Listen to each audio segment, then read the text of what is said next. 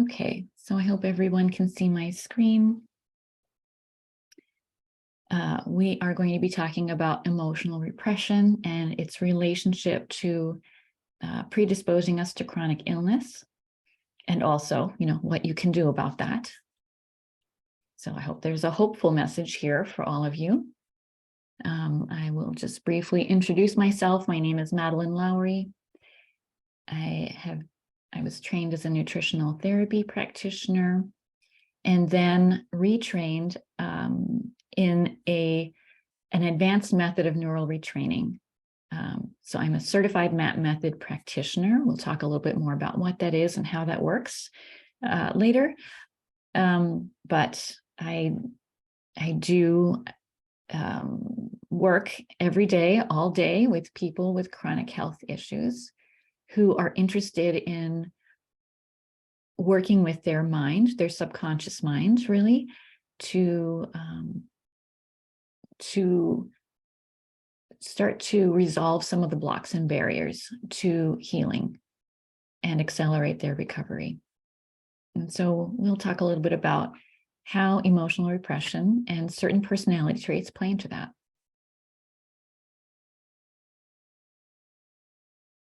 Okay. So let me just check the time here. All right, so I'm going to get started. We have about, I'll be talking for about 20 minutes, then I'll stop the recording and I'll have you enter any questions that you have into the chat so that we can start the discussion part. Okay, good. All right. So during this discussion, I will be talking about the subconscious mind, which is what I work with my clients using the advanced neural retraining method known as the MAP method. I will be talking about repressive personality traits, some examples of what those are so that you understand what I'm talking about and whether it sounds like this might be you, right? Then I will talk about the type C personality. You may have heard of the type A personality. This is it's a generic personality type, but it is useful for understanding the difference, the contrast to type A, again, so that you can get a sense of, is this me? Does this apply to me? Is this something that I could benefit from? I will also talk about the role of trauma and how it layers on, how early childhood experiences, painful early childhood experiences, can shape the personality, right? So there's a connection between early lifetime experience and the way that we show up in the world. But I also want you to understand that this is malleable, right? Some people feel like their personality traits are something that they can't change, that they are hardwired, that they are like written in stone, almost as if they're dictated by our DNA, and that is not true. Personality traits are more malleable than you think, and we can start to address these with neural retraining. And so the next topic I will talk about is how advanced neural retraining can help. So if you start to see yourself in these patterns that I described today, how we can use a set of MAP sessions to start to change some of these patterns for you so that you can have more options in your life, so that you can start to feel better emotionally, mentally, and physically. And then finally, I will point you to some resources for learning more about this subject if you find it interesting. All right, people are still coming in, but I'm going to move ahead. All right, so the role of the subconscious mind. The subconscious mind is really very powerful, and most of us don't think about it that much.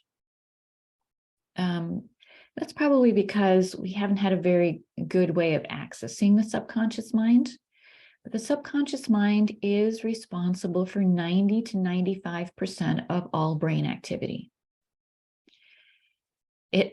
Your subconscious mind runs all the functions of your body.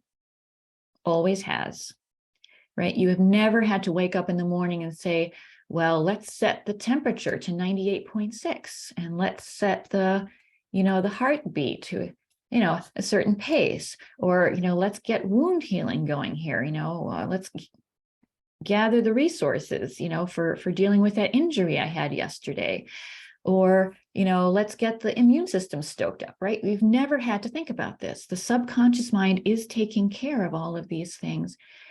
It is orchestrating and coordinating all the systems of the body at all times and always has. So when we have symptoms that have become chronic, right, there is something going on in the subconscious mind. That is what I see working with clients. There's something in the subconscious mind that's holding us back. The subconscious mind is capable of processing 40 million bits of information per second. That's a lot of information. Your conscious mind, this mind that we prize, for helping us do the crossword puzzle or learning subjects at school, helping us pass our tests or to work through logical problems, can only handle 40 bits of information per second, making the subconscious mind 1,000,000 times more powerful than our conscious mind.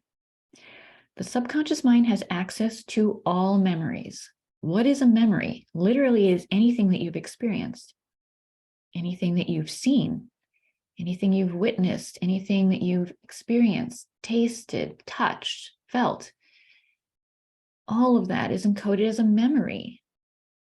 And though you may not have a lot of memories from certain parts of your life, certain chapters of your life available to you consciously, these are all available to your subconscious mind.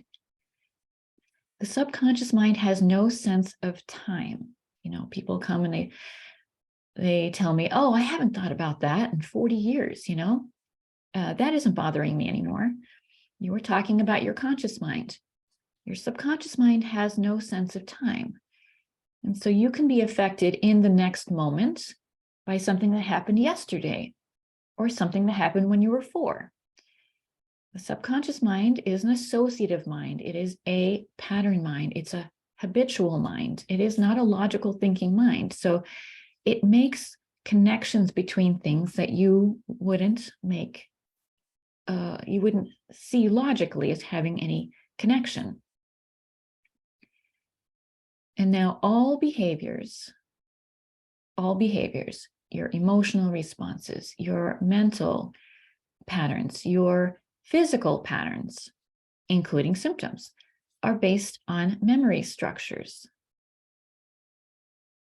And so I like to say that anything that has been learned can be unlearned by working with the subconscious mind. The subconscious mind also has access to a self-healing capability. You may have heard, working with functional medicine practitioners or naturopaths or holistic practitioners, they like to talk about the innate ability of the body to heal itself. I mean, this is what we have relied on, right, through all human history. The subconscious mind has the access to that self-healing capability and can utilize it. It has always utilized it, but when it gets stuck, right, when it isn't, then we know there are blocks and barriers in your subconscious mind. And it may be very worth working with them. So next I wanted to talk about repressive personality traits, right? This talk is about emotional repression and how it affects you and your health. So what do we mean by repressive personality traits? I'm going to just kind of sketch out some examples here. The person that is the people pleaser, always appeasing others, person that wants to avoid conflict at any cost, the person that just can't seem to say no to other people's requests, the person that becomes the person for whom the person in front of them, the person that they are with, needs them to be. Person who is overly burdened, who has an outsized sense of responsibility, right? Seems to take on responsibility for things, a lot of things in their life, and even other people's lives. The person that is a high achiever, who's driven by accomplishment. The person who is the perfectionist, right? These are examples of repressive personality traits. Why are they repressive? Because they are outwardly focused, right? They require that we repress or suppress our own sensibilities, our own desires, our own feelings in the service of others, because we need to please others to receive their approval, to receive their validation, because we need to accomplish to someone else's standards so that we can be accepted, right? The person who has to make themselves useful somehow by taking on too much responsibility. That's the kind of personality that we're talking about here. Now, I'm going to talk a little bit about the type C personality. This is based on the book that I'm referencing at the bottom here, The Type C Personality by Lydia Tamashuk, PhD. She was a psychiatrist who was brought in to study people with serious illness, cancer. And she describes a personality type that she observes. This is not just true for cancer, as you'll see as we, go through this presentation, but all serious chronic illness. She describes a certain personality type that she contrasts with the type A personality, right? You may have heard of the type A personality, which is the person who is aggressive, acts out of anger, is very focused on having their own needs fulfilled. The person who is hyper competitive, right? That's kind of the almost caricature that we have of the type A personality. The type C personality stands in stark contrast to that. That is the kind of the other extreme, right? And again, I will kind of sketch this out as a caricature for educational purposes, right? I mean, you may see yourself in some of these traits, but I'm not saying that, you have to be excessively this way for it to be a factor for you. There's a whole continuum here between type A and type C.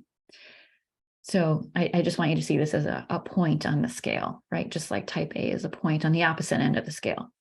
The type C personality is opposite to type A, is the person who acts in, right? So I've just described, these repressive personality traits that require that we suppress, that we almost in a way deny our own needs, our wants, our feelings, in some way our connection to ourselves in the service of others. It becomes like a compulsion. This is a person who's very self-sacrificing, very appeasing, as I described before, very passive, unassertive, or tends towards being unassertive, tends towards being compliant. And they are this way with their medical caregivers as well.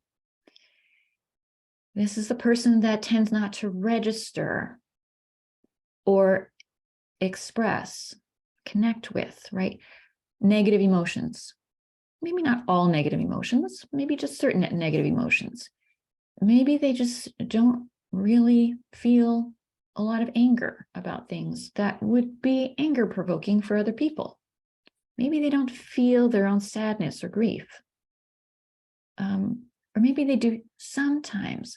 They feel it some, but they don't feel it to the full extent of what is really present for them. The person who has these repressive tendencies over time, right? Things that happen in life tend to reinforce these tendencies, which were probably laid down in childhood. And so this coping strategy, right, this way of coping with stress in life becomes honed to a point where we become so good at it. We repress the emotion before it even has a chance to register. And what I notice in many of my clients is that when they're really good at this, right, they find it really hard to make decisions about things, because someone will say, well, what do you want to eat for dinner? Where do you want to go? Or what do you want to do on that vacation? Or, here's option A, B, and C. Which one do you want? And they feel they don't know. They're so kind of disconnected from their feelings, maybe even positive ones, right? That there's kind of a delay. I don't know which one I want. I don't know. I can't tap into that anymore. Sometimes we may not know for a few hours. We may not know for a day or two, right? Sometimes we'll come out of a situation and not recognize that it made us angry for 24 hours or so. So, these are things to watch for, right? It may not be the complete, picture of a type C personality, but their tendencies. Where does this type C personality come from? Because it comes from somewhere. Like I said before, people often think that, well, my personality is just my personality, right? I was born this way. I can't change this. But really, personality is much more malleable than you think. Your personality is shaped by the experiences you had early in life. And these are patterns, as I said, that get reinforced throughout life, but they can be changed. Maybe you grew up in a family that forbade, certain emotions. Certain emotions were not okay. You may have had a family member that just could not stand to see sadness, and therefore you could not express your sadness in front of them. You may have, been taught by your family, culture, society, religious beliefs, right, that certain emotions are not okay. Anger is not okay. We may be taught, for men, these emotions aren't okay, right? We don't want to see this from a man, and we don't want to see this other emotion from a woman, right? So there are like messages that we pick up that can contribute to this. Sometimes what I see is that, there's someone in the family maybe that had issues with anger, or issues with sadness or grief, or issues with depression or anxiety, right? Fear. And so again, when we're young, we're kind of like a sponge. We're observing all of this, and we may decide, like, I'm never going to be like that, right? And so that may motivate us to kind of shut down certain emotions. Sometimes safety at home, right? If you grow up in a kind of chaotic household, may require us burying, like suppressing, denying our own needs, because there's a feeling of like mom or dad or both are so overwhelmed, I can't lay down one more thing on them, right? Because they'll either explode or they'll implode, and both are undesirable, right? They feel threatening to our security, to the peace at home. Lack of emotional security, right? Feeling like no one understands me, no one's listening to me, I feel unsupported, can cause us to deny emotions. We talked a little bit about cultural norms, parental role models, right? And then early life traumas, right? Things that happen early in life, not only to us, but things that we observe or things that are happening in the family. separation from a parent, a parent or sibling that's very sick or has, mental health issues. These can be things that shape our personality as well. So what are the risks of the type C personality? I told you that Lydia Temeshuk was a psychiatrist who studied people with cancers. She started out with people who had melanomas. She studied the people with the most severe cases and the worst outcomes, and she contrasted them to the people with the less concerning cases, with better outcomes. And she kind of studied the continuum of this and observed the personality differences between these people. And so she clearly, correlates that the person that most closely fits the type C personality is the person more prone to cancer, more prolonged illness, more severe illness, and even other serious diseases like ALS or Lou Gehrig's disease, like many autoimmune conditions. There are over 150 autoimmune conditions, right? And other serious ailments. The person with a type C personality is also more prone to addictions, mental health issues, chronic health issues of all kinds, and early death. We see this as well in the ACEs study. If you've never heard of the Adverse Childhood Experiences Study, the ACEs study, ACES, is a study that was done by the CDC and Kaiser Permanente. You can look that up. It was a study of early childhood traumas that happened before the age of 18, and the correlation that had to all kinds of chronic mental health and physical health issues throughout life. That is what we're talking about here. So it seems that, as she wrote in the book, living against the grain of your feelings, right, shoving them, pushing them down, denying them, leads to a kind of collapse of our biological defenses, the immune system, the other systems of the body that are meant to maintain health, right? That's what we're talking about when we talk about the innate capability of the body to heal itself. These emotional patterns seem to compromise those defenses that we are all armed with. Another quote from her book, right? She talks about the value of negative feelings, right? Too often in our society, we talk about, we kind of denigrate, anger, other negative emotions. What Lydia Temeshuk wants you to understand is that there are no bad emotions. All emotions are information, right? All emotions have survival value. Acting out of those negative emotions, right, to the detriment of people around us or even to ourselves, like that is to be avoided. But we don't want to lose our connection to those emotions. We want to be able to recognize them, to feel them, and to understand what they mean.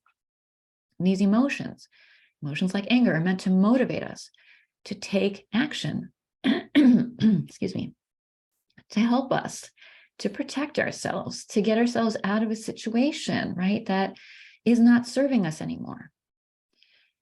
These are psychological alarm bells. And when we repress or deny them, then this leads to that kind of denigration that we talked about, right, of our natural ability to maintain homeostasis, balance between all biological systems. So, advanced neural retraining. So how, if you're starting to see yourself in what I'm describing here, How can neural retraining be helpful? So in essence, right, these patterns are our patterns, right? They are patterns held in the subconscious mind. When we can work directly with the subconscious mind, we can change emotional, mental, and behavioral patterns, no matter how long they've been in existence. I work with 80-year-olds and I work with children, it doesn't matter how long it's been there. Anything that has been learned can be unlearned if you are willing, if you are open to it. Often it starts with an awareness of our patterns. Then, we can also, in a set of MAP sessions, right, we can start to neutralize the emotional intensity around past experiences and the programming, the patterns, the coping mechanisms that we developed as a result. We can find and change decisions, not conscious decisions, but subconscious decisions that were made as a result. We have access to this when we are working on the level of the subconscious mind. We can promote healthy patterns and behaviors, including establishing healthy boundaries. We can change deeply held beliefs about self, beliefs that we hold about, I'm not good enough, or there must be something wrong with me, or it must be my fault. I must be responsible, right? The kinds of repetitive thoughts that you have so often and have had for so long that you just accept them to be true. That's why we call them beliefs. We can change those. And in doing so, you then have the option to show up differently, to set new patterns as you wish. We can reinforce positive new behaviors in place of the ones that, you no longer want anymore, that you now recognize this doesn't serve me. And we can help you take back your power. What do I mean by that? So often these repressive personality traits are formed because we want the approval of others, right? We're trying to achieve a sense of validation by winning the approval of other people, by appeasing them or by living up to their expectations. And when we can take back our power, then we are no longer subject, right, to those external demands in the same way. We are more free of that. And therefore we can, as I said, show up differently in the world. So just a quick review. What is the MAP method? It is an energy psychology technique. If you've heard me speak about this before, I'm just going to kind of hit some of these points quickly here. With the MAP method, which is a meditative method, right? We can work directly with the subconscious mind. If you have heard of EMDR, if you have heard of tapping or EFT, these are the energy psychology methods of the 1980s. The MAP method is the latest generation of these methods. It, I think, works more quickly, more easily, more gently. We do these sessions at a distance over Zoom video conference. And again, I talked about the self-healing capabilities of the subconscious mind. This is what we're tapping into. We are enabling your subconscious mind to heal itself. The sessions are facilitated by a practitioner. The practitioner is there to help you recognize your patterns, to help guide the session. But your subconscious mind is in control of the session, always. Some people experience shifts in perspective, right? New insights on old experiences that are very freeing for them. And like I said before, we neutralize old beliefs, old patterns. Robert, I think I need you to mute yourself and replace them with new ones. All right. So if you are interested in learning more, here are a couple of resources. my website, which is where you can go to sign up for a free consultation by phone, or sign up for sessions, or learn more by watching some of the videos I have about the MAP method and how it works. mapforhealth.us, which is another website that I have that has free courses about the MAP method. You can learn more about the method itself, history, how it works, the science behind it. You can learn more about how we use it to facilitate mind-body healing and tips for more effective sessions. And then, of course, the podcast, the Flourish with Neural Retraining podcast, which you can find on Spotify, you can find it on iTunes, you can find it on Google Podcasts and other platforms. That is also available to you as well. And I hope that you will join me for my next event, which is about a month from today. I'll be talking about neural retraining and how we use it to address chronic pain symptoms. All right, so I'm going to stop sharing here.